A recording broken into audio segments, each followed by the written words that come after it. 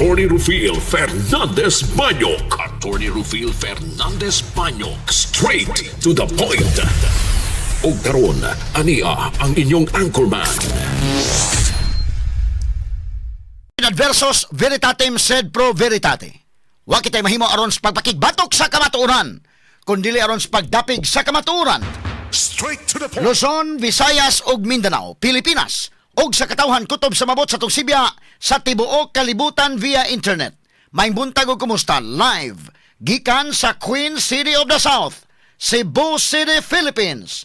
Welcome nining atong tulumanon ug inyong tulumanon. Straight to the point. Kini gyapon nyo boss kalagad sa kahanginan kasamang Rufil Fernandez Banyok. Mao'y padayang makiguban kaninyo nining laing adlaw sa atong pagpakigbisog. Adlaw karon mahigala nga Lunes o gapit sa 17 na. Buwan karon mahigala sa Nobyembre tuig 2025. Straight to the point. Sa gihapon hatagan tagpagtagad ang mga issues nga may labot ang lungsod. Nagbagang mga expose, nagunang mga reports. Din hilamang gihapon mga higala sa atong pagmanuban nining atong tulumanon ug inyong tulumanon.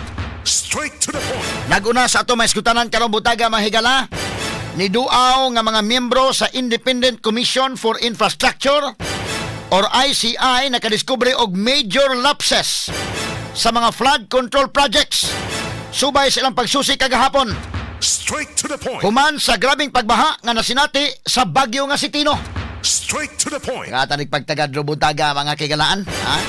Lakip sa gisusi sa ICI maong flood control project sa Dakbayan sa Mandawi, Dakbayan sa Talisay, Dakbayan sa Sugbo ug ingon man sa lungsod sa Liloan. Straight to the point. Lakip sa nasuta sa ICI ang mga masubay nga proyekto ngadto sa drainage master plan sa lokal nga kagamahanan o sa mga LGU. Straight to the point. Subay niini si ICI Special Advisor ug Investigator Rodolfo Azurin ni pasidaan nga doon na gyoy mapasakaan og kaso human na diskubre ang kalapasan, kapalpakan, pagtukod sa flood control projects dinhi sa Sugbo.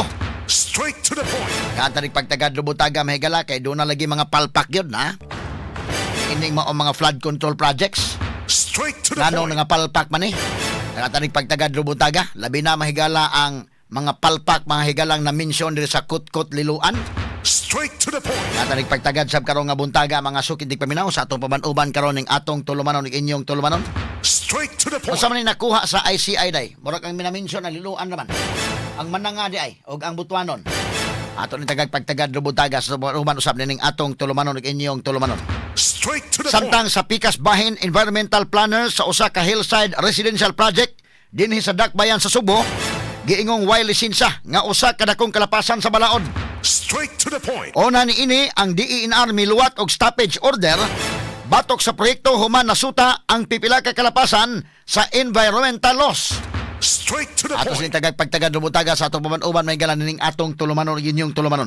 Straight to the point. Samtang sa kauluhan Manila City Disaster Risk Reduction and Management Office ni bana-bana nga niabot sa 650,000 ka mga tao ang nitambong sa unang adlaw sa rally sa Iglesia ni Cristo batok sa korupsyon kagahapon. Straight to the point. Ubay ni mga tawhan na may gala ang nagpahigayon og rally kagahapong adlaw og unya sa Pikas Bahid.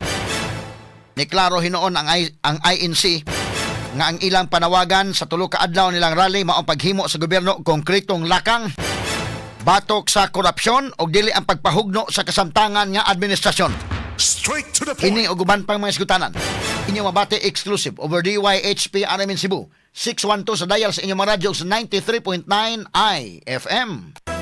Sa